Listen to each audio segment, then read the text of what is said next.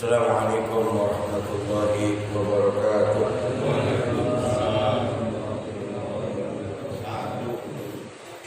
Innal hamdalillah nahmaduhu wa nasta'inuhu wa nastaghfiruh wa na'udzu billahi min shururi anfusina wa min sayyiati a'malina. May yahdihillahu fala mudilla lahu wa may yudlil fala hadiya lahu. Asyhadu an la ilaha illallah la syarika lahu wa asyhadu anna Muhammadan 'abduhu wa rasuluhu la nabiyya ba'dahu. Allahumma salli wa sallim ala sayyidina wa syafi'ina wa maulana Muhammadin wa ala alihi wa sahbihi wa man tabi'ahum bi ihsanin ila yaumiddin. Amma ba'd. Rabbana atina min ladunka rahmatan wa hayyi' lana min amrina rasyada. Rabbana zidna ilman wa alhiqna bis salihin. Subhanaka la ilma lana illa ma 'allamtana innaka antal alimul hakim. Rabbi shrah li sadri wa yassir li amri wahlul 'uqdatam min lisani yafqahu qawli. Rabbi a'udzu bika min hamazati syayatin wa a'udzu bika rabbi an yahdurun. Shadaqallahul azim. Jamaah salat subuh yang sama-sama dirahmati Allah Subhanahu wa taala. Bersyukur kita kepada Allah, kita masih diberikan kesehatan, masih diberikan nikmat panjang umur, masih diberikan nikmat kesempatan untuk kita bisa bertemu kembali dengan subuh hari ini.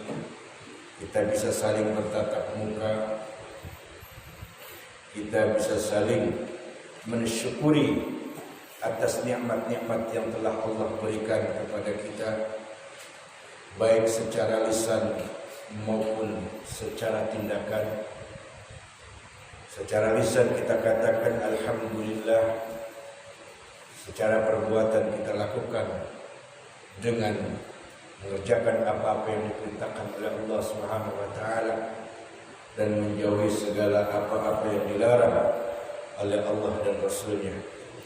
Segala puja dan puji hanya milik Allah Rabbul Alamin, dan semoga salawat beserta salam tetap Allah mencurahkan kepada Nabi kita, Nabi Muhammad sallallahu alaihi wasallam, yang mudah-mudahan kita mendapatkan syafaat daripadanya kelak di yaumil qiyamah.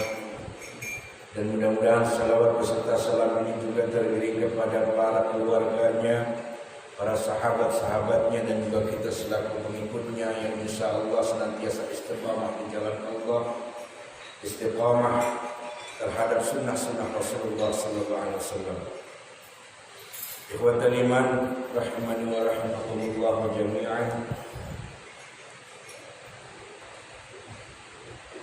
Bersyukur kita dilahirkan di akhir zaman ini, dan bersyukur kita telah dipilih oleh Allah menjadi umat Nabi Muhammad sallallahu alaihi wasallam.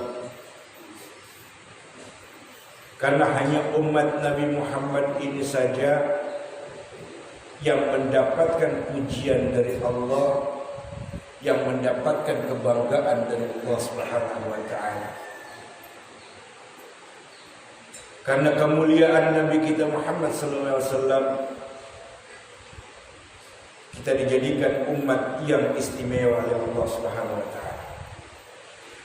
Dipujinya kita, disanjungnya kita oleh Allah. Hingga Allah abadikan dalam surat Ali Imran ayat 110, kata Allah, kuntum khaira ummatin ukhrijat linnas. Ya. Kata Allah, kalian adalah umat yang terbaik yang dilahirkan untuk manusia. Ta'muruna bil ma'ruf wa tanhauna 'anil munkar wa tu'minuna billah. Yang menyuruh, yang mengajak kepada perbuatan yang ma'ruf, dan yang menyuruh, mencegah pada perbuatan-perbuatan yang mungkar, yang Allah tidak ridhai, yang Allah tidak suka, yang Allah tidak cinta. Dan selalu kita mengingatkan dan mengajak untuk beriman kepada Allah Subhanahu wa taala. Umat-umat terdahulu belum sampai seperti kita. Umat-umat terdahulu belum sampai bisa mengajak kepada kebaikan. Belum sampai. Makanya di umat Nabi Muhammad ini kita dipuji oleh Allah karena dianggap oleh Allah kita umat yang terbaik yang bisa mengajak kepada amal perbuatan yang baik, yang bisa menyuruh untuk mencegah perbuatan-perbuatan yang mungkar yang Allah tidak suka. Dan kita sesama manusia diingatkan untuk selalu mengajak beriman kepada Allah Subhanahu wa taala.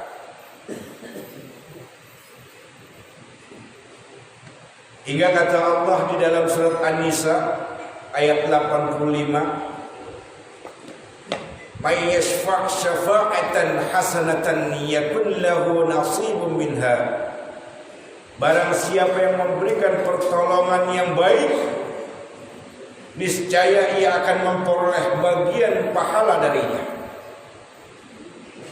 Wa may yashfa' syafa'atan sayyi'atan yakun lahu kiflun minha. Dan barang siapa yang memberi pertolongan kepada hal-hal yang buruk, niscaya ia akan memikul bagian dosa dari yang dilakukannya. Kalau ngajak kebaikan, ngajak beriman kepada Allah, yang pertama kita dapat pahala. Dan orang yang diajak mau mengikuti kita mendapatkan pahala dari orang itu tanpa mengurangi pahala dia. Kalau kita mengajak kepada kesesatan, kita mengajak kepada keburukan, yang pertama kita dosa, yang kedua kita mendapatkan dosa dari orang yang melakukan itu yang kita ajak. Ikhwatul iman rahimani wa rahimakumullah jami'an. Kesempatan hari ini kita masih tetap membahas tentang dosa besar. Dosa besar melakukan perbuatan buruk kepada orang lain, terutama kepada sesama muslim. Kalau sudah mengaku muslim, apalagi dia sudah menjadi mukmin, harusnya bisa menjadi suri tauladan yang baik. Harusnya dia bisa memilah dan memilih mana perkataan yang baik, mana yang tidak baik, mana yang baik dan mana yang terbaik. Seharusnya seperti itu menjadi seorang mukmin. Kalau seseorang ingin panen pahala yang banyak, kita ambil contoh misalkan, kalau ada orang yang sudah terlanjur kaya, lalu kita doakan dia untuk menjadi kaya. Dia udah kaya, kita doain, ya Allah, semoga Engkau tetap memberikan kekayaan padanya. Atau ada orang yang sudah berilmu, kita doain juga, ya Allah, semoga ilmunya bermanfaat dan semoga ilmunya membawa berkah. Kita doain seperti itu. Kira-kira adakah di hati kita sebuah pertanyaan, untuk apa kita doain orang yang udah terlanjur kaya menjadi kaya? Untuk apa kita doain orang yang berilmu supaya ilmunya bermanfaat dan menjadi barokah buat dirinya? Untuk apa? Pasti timbul pertanyaan. Kenapa enggak kita doakan aja orang miskin? Ya Allah, si fulan miskin, tolong berikan kekayaan padanya ya Allah. Ya Allah, si fulan bodoh, Tolong kau berikan pemahaman ilmu agama padanya ya Allah. Bukankah seperti itu yang ada di benak hati kita? Ikhwatal iman, mendoakan orang yang sudah memiliki kelebihan agar Allah lebih lagi memberikan kepada orang tersebut, sebenarnya secara syariat kita sedang mendoakan diri kita sendiri. Di saat kita melakukan doa kebaikan kepada orang yang memang sudah baik, kita doakan orang kaya itu supaya lebih kaya, kita doakan orang yang berilmu itu supaya ilmunya itu barokah. Kata Nabi sallallahu alaihi wasallam, setiap kita ucapkan kalimat doa yang baik itu ada malaikat di atas kepalanya. Ini kata Nabi SAW. Ketika dia mendoakan yang baik, lalu dijawab sama malaikat, wala kamithluhu wala kamithluhu. Kau akan dapat yang sama. Kau akan dapat yang sama. Sebaliknya kalau orang mendoakan keburukan, kejelekan, karena faktor sakit hati, karena faktor iri, mungkin karena faktor dendam, atau karena faktor-faktor yang lainnya berupa hak-haknya yang tidak diberikan, lalu dia berdoa yang buruk kepada Allah. Ya Allah, semoga engkau melaknatnya ya Allah. Ya Allah, semoga engkau cepat matikan dia ya Allah. Sakit hati saya. Ya Allah, semoga engkau angkat keberkahan hidupnya ya Allah. Doa yang buruk. Maka kata Nabi, ketika dia berdoa seperti itu, malaikat itu ada di atas kepalanya dengan mengatakan, wala kamithluhu wala kamithluhu. Kau akan dapat bagian yang sama, kau akan mendapatkan bagian yang sama. Ini kata Nabi sallallahu alaihi wasallam. Melakukan perbuatan buruk kepada orang lain dosa besar. Dosa besar.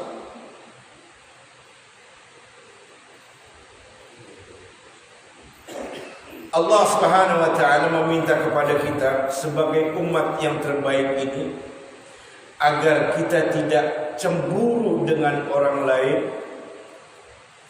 atas karunia nikmat yang telah diberikan kepada yang lain. Allah punya kuasa, Allah punya kehendak, dan Allah punya mau siapa orang-orang yang diberi nikmat lebih.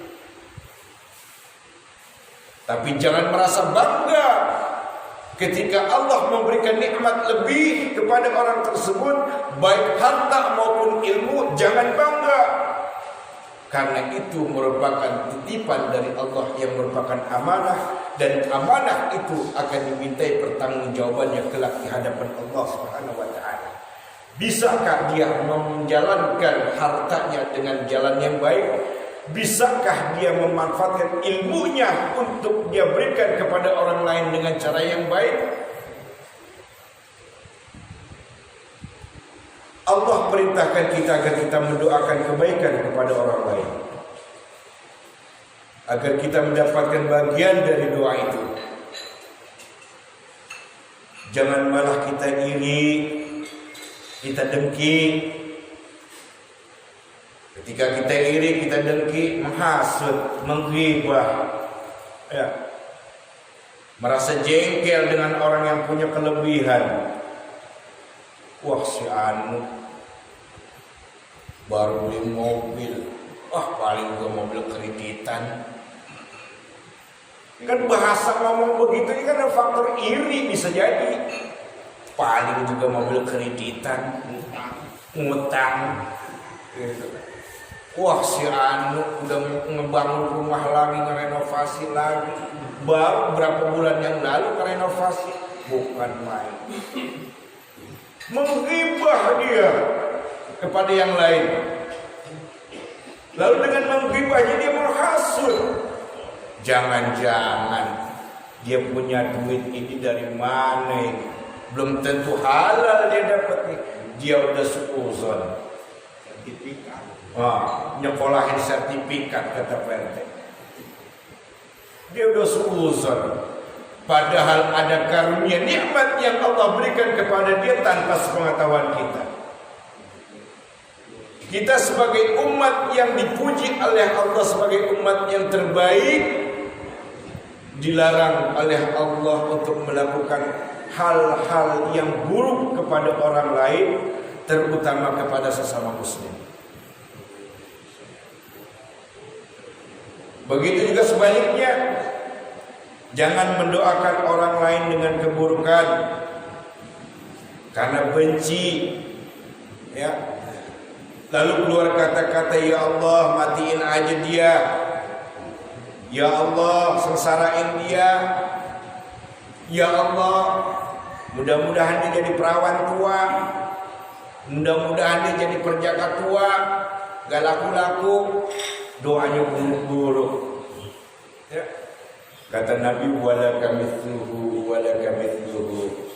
Malaikat mendoakan juga. Kau akan dapat bagian yang sama, kau akan dapat bagian yang sama. Susah juga sesuai ucapan kita. Makanya jangan suka sembarangan ngomong, jangan suka sembarangan ngucap, jangan suka sembarangan berkata-kata yang Allah gak suka, ya. Di dalam Islam diperintahkan agar kita memiliki hati yang bersih.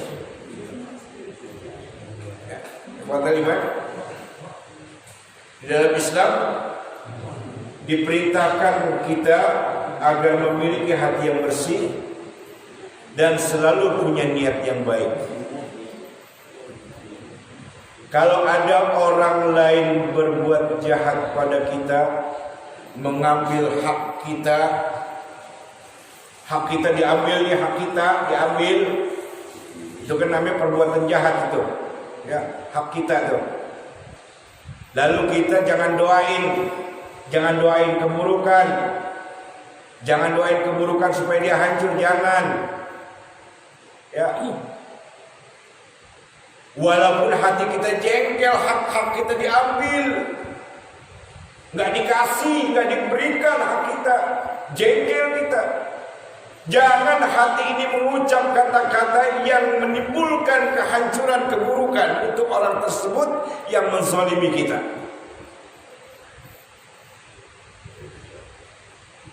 Karena jengkel, ya, karena kesel, haknya nggak dikasih, haknya nggak diberikan, dia doa, ya Allah, karena kejahatannya sakit hati saya, hak saya nggak dikasih, amanah yang kau titipkan nggak diberikan kepada saya, padahal saya tahu itu ada amanah darimu untuk saya, tapi nggak dikasih ke saya. Semoga engkau melaknatinya ya Allah, semoga engkau mematikannya ya Allah, atau paling nggak bikin dia sakit seumur hidupnya ya Allah. Doanya begitu. Karena dia terzalimi, boleh kita berdoa seperti itu? Gak boleh.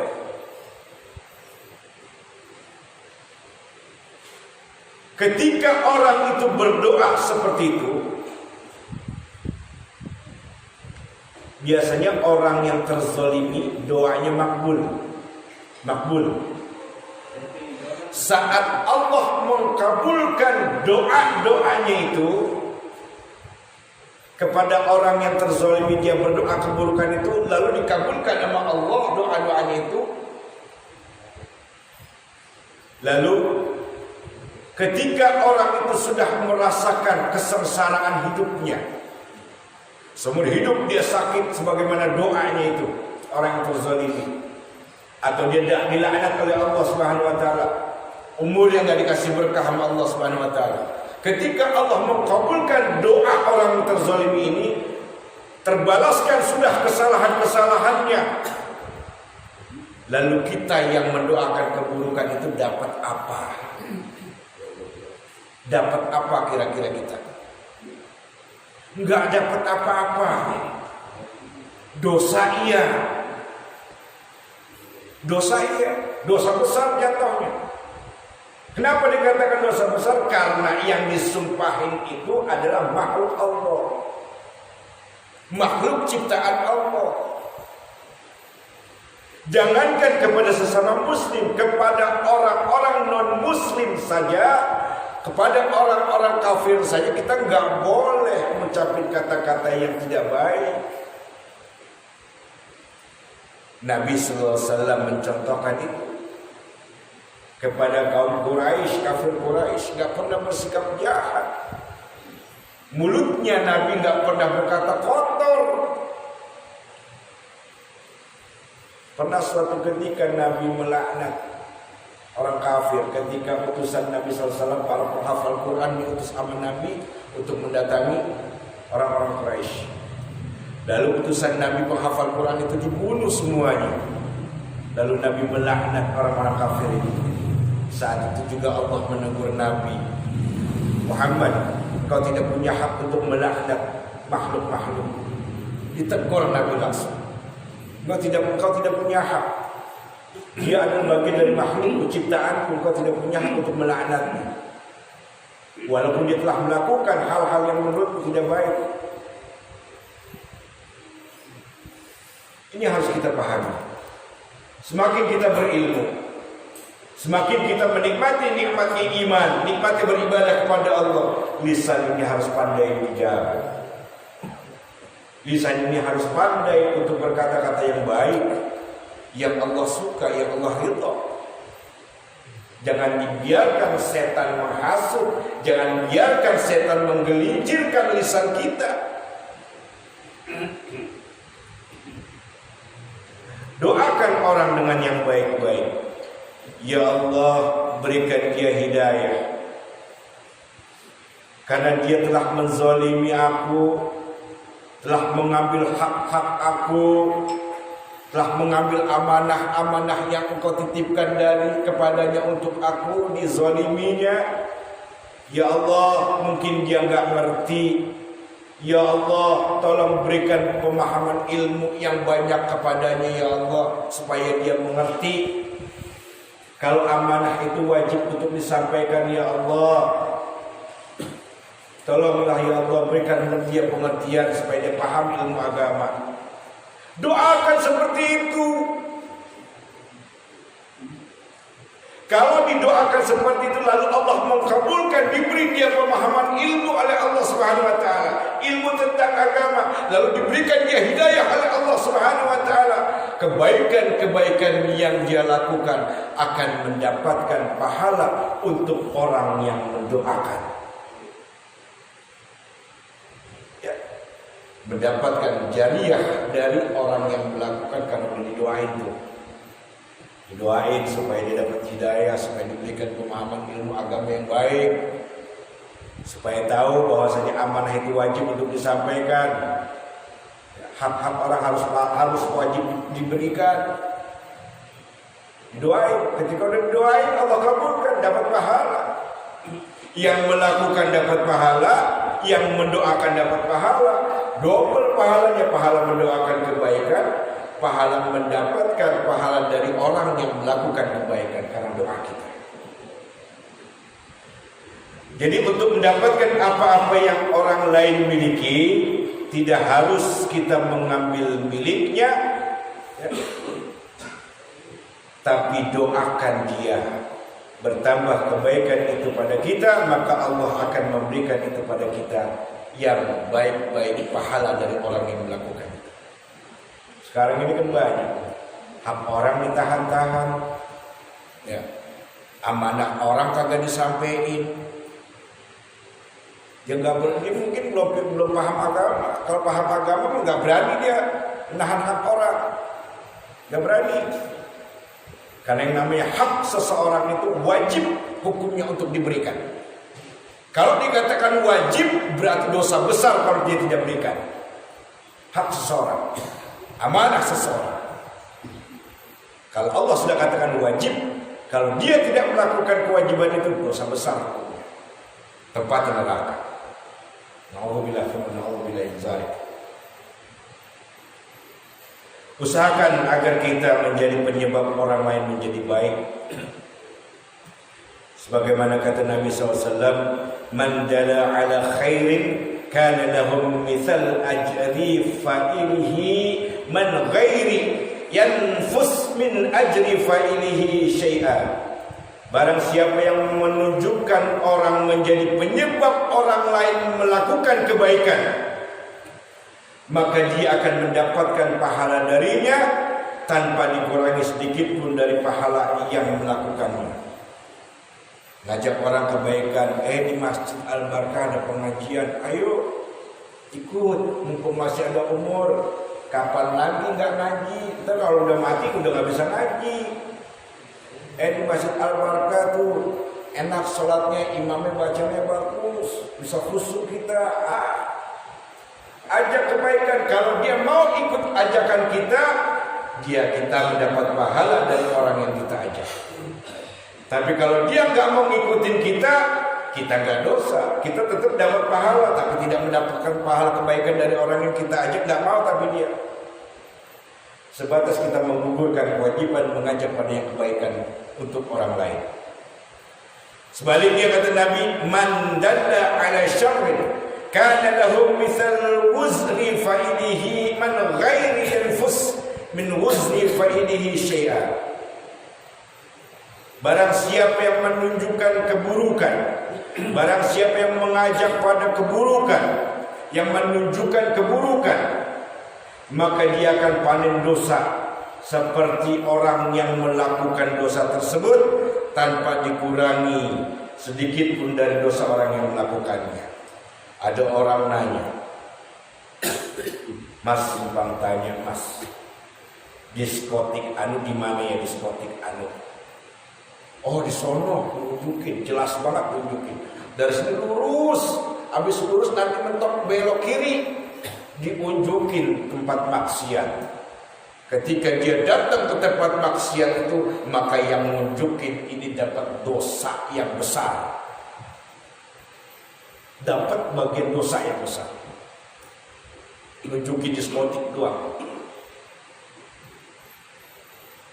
Ikhwatal iman rahimani wa rahimakumullah jami'an.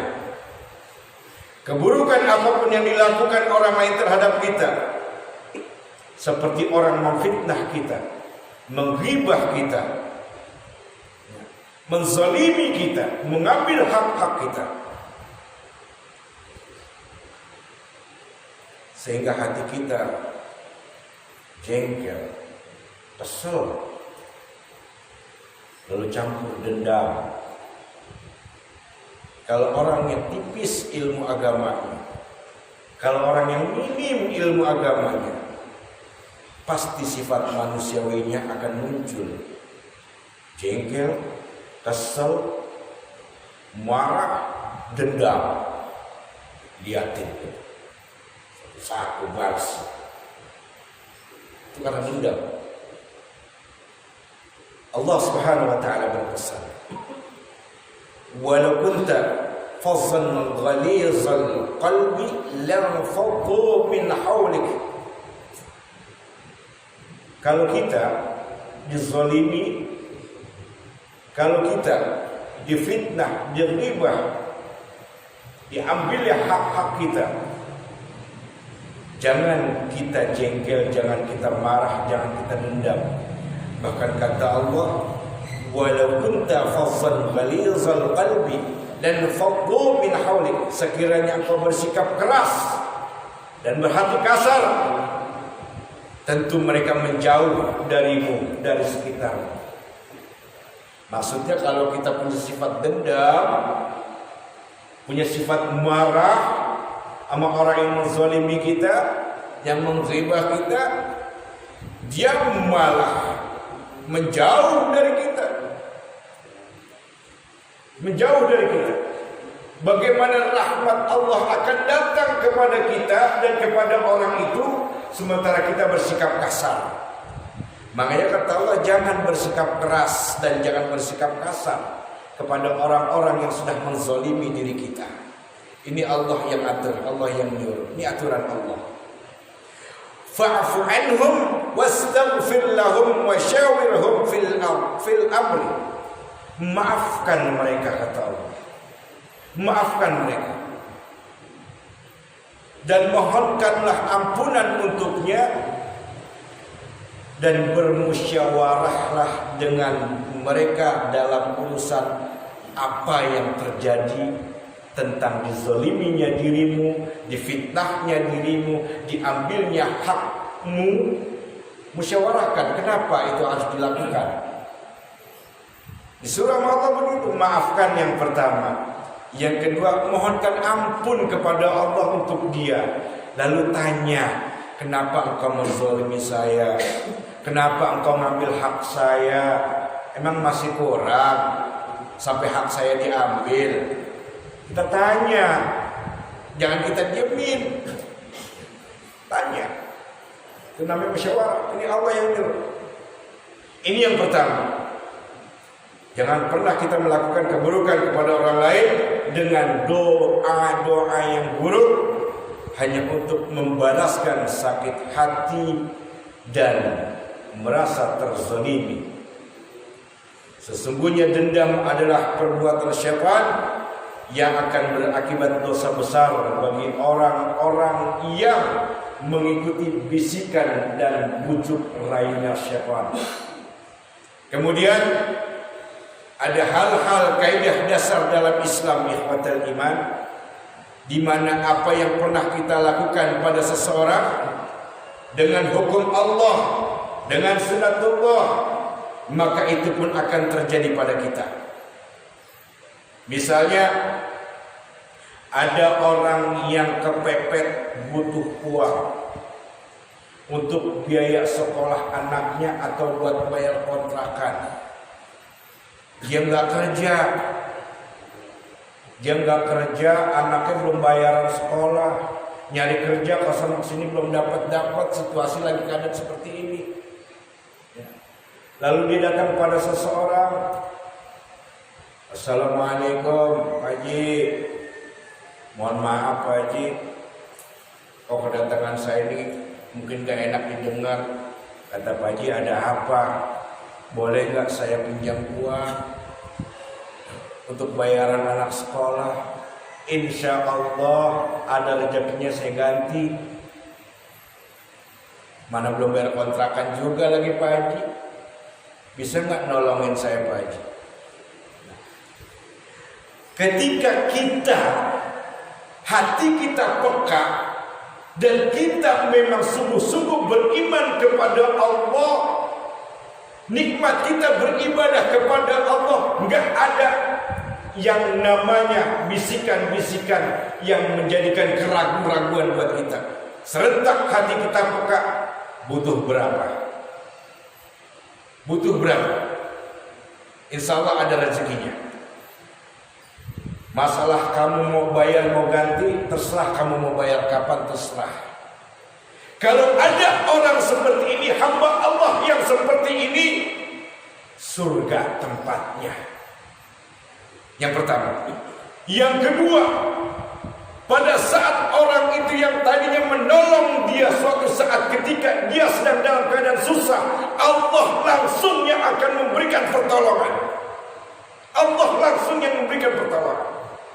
فَمَنْ يَعْمَلْ مِثْقَالَ ذَرَّةٍ خَيْرًا يَرَهُ وَمَنْ يَعْمَلْ مِثْقَالَ ذَرَّةٍ شَرًّا يَرَهُ.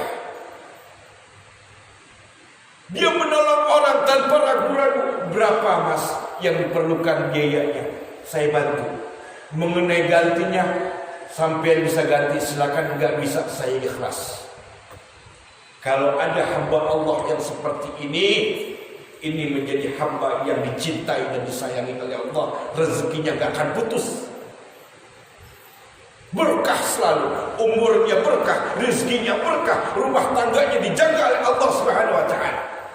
Dan kalau dia ditimpa kesulitan, kesusahan, maka nanti Allah langsung yang akan memberikan pertolongan.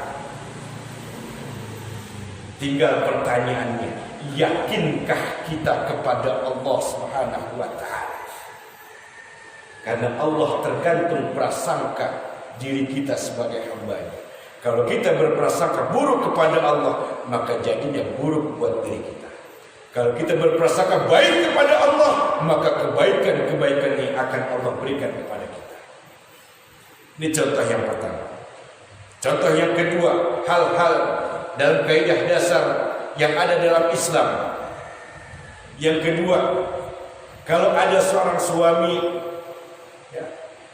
suami ketika di luar rumahnya dia selingkuh, pacaran lagi dengan perempuan lain, maka tidak menutup kemungkinan istrinya akan melakukan hal yang sama. Istrinya akan melakukan hal yang sama.